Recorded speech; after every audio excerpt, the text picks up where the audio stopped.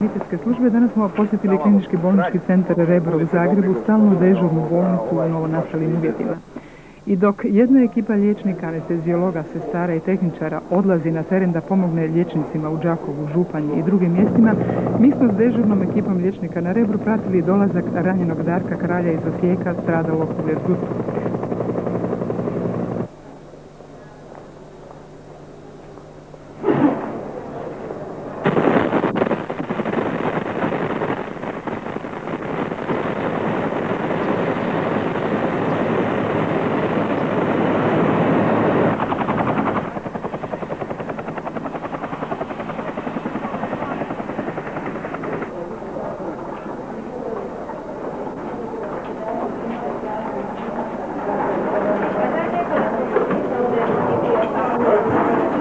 Repozita od toga nema. Onda operacija je bypass poplitao kruralis, arterija poplitao lijevo, trunkus tibio fibularis,